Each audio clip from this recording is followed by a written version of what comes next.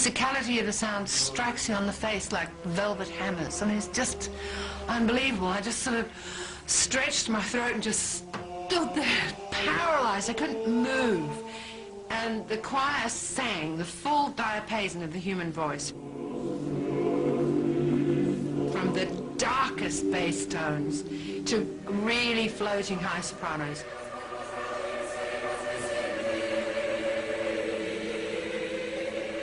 It sounded to me like the craving of the human spirit for God and the total desolation that God is not palpable.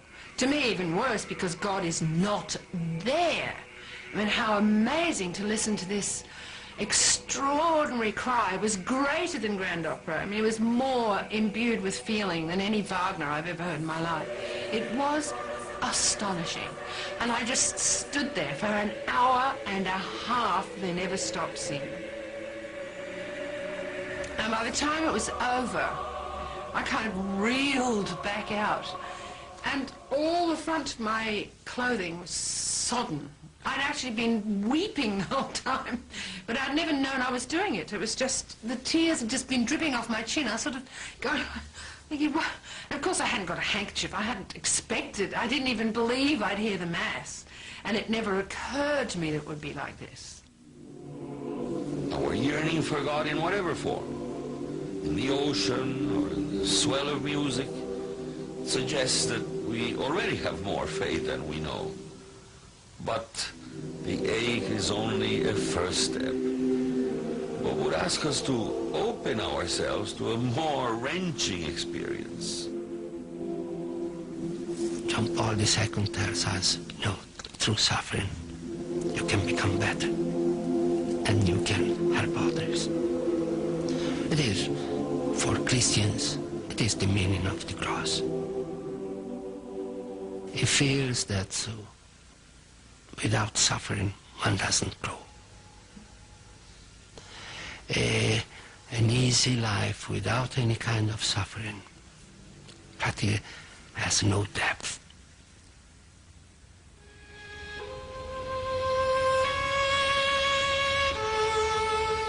I was in a communist prison for 11 years. We, the priests and the monks, were in prison because we wanted to continue with the religious education of young people. In the communist world, children don't belong to the parents. They belong to the state. The communist prison is a diabolic laboratory in which they wanted to transform the personality. It's not just a place of torture. They considered men like a dog, like an animal that can be trained. They put us in the hospital for mental diseases, and they gave us some shots. I don't know what kind of shots. It was a time when I saw double. I saw myself that I was speaking aloud without my knowledge. You reached a moment to keep yourself between the limit of normal and abnormal, because not everybody resists. Some persons resist up to here, another have more resistance, but one day you have to give up. When you gave up, they considered a victory. But when they asked, do you still believe in God? Yes, I still believe in God. First 6 months, sure, was very difficult. But later, not having any perspective, any horizon, any place to look out, just four walls of yourselves, you have to go somewhere. And that was my conversion. I went inside. Because, in the Western world, we have a so-called cosmological knowledge. We go in the outer space, outside of ourselves. Everything that we explore is outside of ourselves. But what about you? What about this inner universe that is the human personality? We call it soul in a Christian term. is infinite like an atom. I was a theologian, I was a priest, I was a monk, and I'm ashamed to say that God, my God, was the God of the book. But God is life, is experience, is personal experience.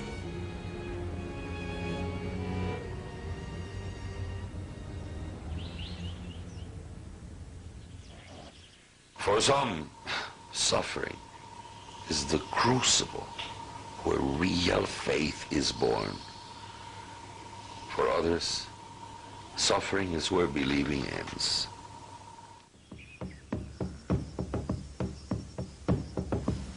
I think I learnt about sanctity when I went to Ethiopia in 84, 85.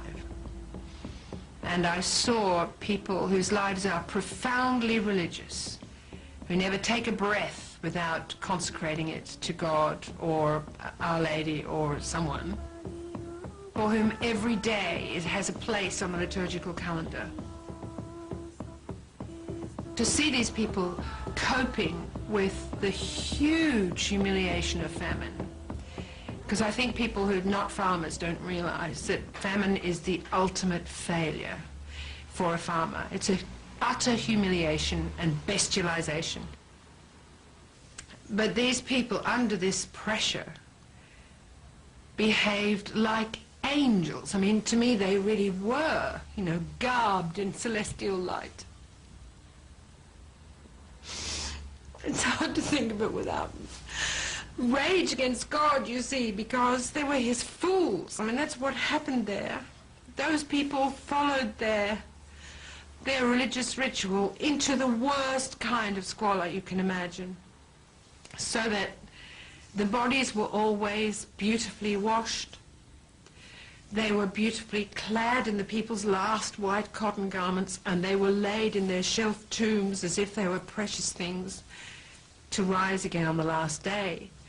And if you don't believe that there's a last day, or that they'll rise, or that there's any recompense for these lives of unremitting self-denial, then you cannot. I mean, if God exists, I'm against him. This is what he would say to someone whose experience of suffering has become an obsessive question. You know, he would say, no, I have no consolation. My urge is, don't be afraid, continue questioning. Take the question as far as it goes. Let it become a cry. Let it become a cry. If it is a cry of hatred, a cry of rebellion, a cry of rejection, then say that cry. Say it, because you are this step away from faith. To the Pope, this is not the last moment in the lives of those victims. United with Christ, those will rise again. Life will be stronger than death.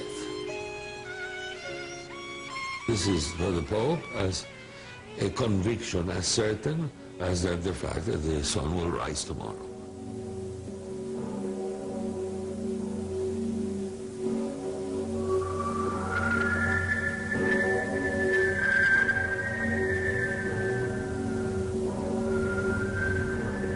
I had faith as a child and lost it in a flash. It happened so quickly. I had no idea what I'd lost. Whenever I go into a church, and if it's an empty church, right out would come this aching sound of this one song that I sang when I was little, and it was, O come, Emmanuel, and ransom captive Israel, that mourns in lonely exile here, until the Son of God appear.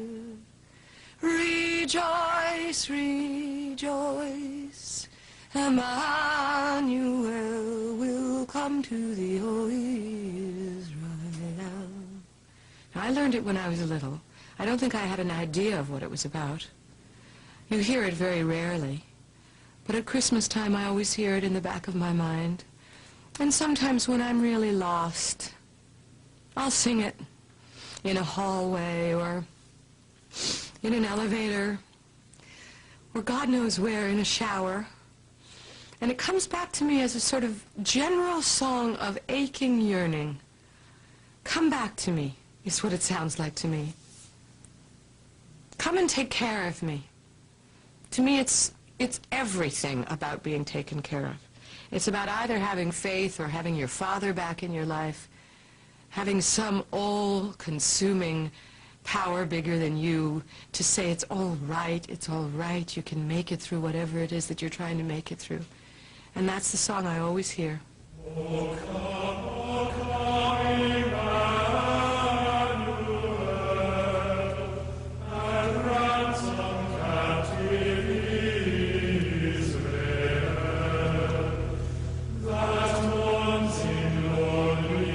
He has placed faith at the center of the agenda.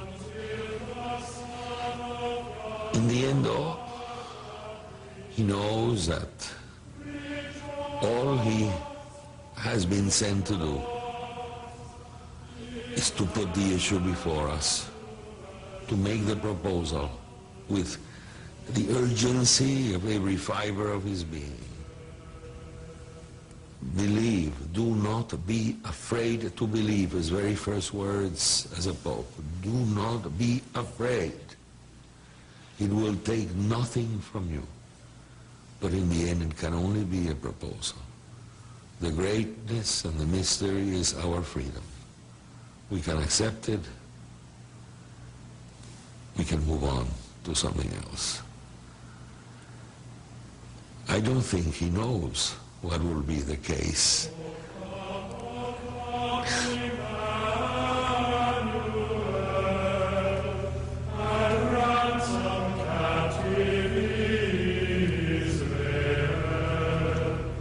I think the Pope set out to be a prophetic figure, somebody who changed humanity.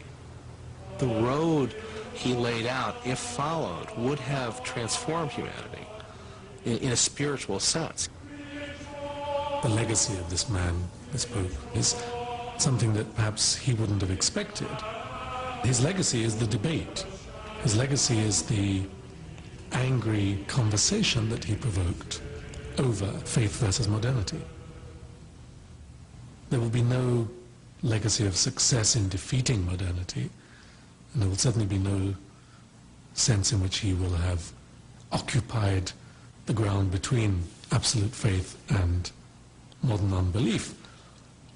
But he has forced upon his opponents a conversation that they would never have had with previous popes, and in terms which were his terms. And he did, to that degree, shape the conversation at the end of the millennium in a way no one else has.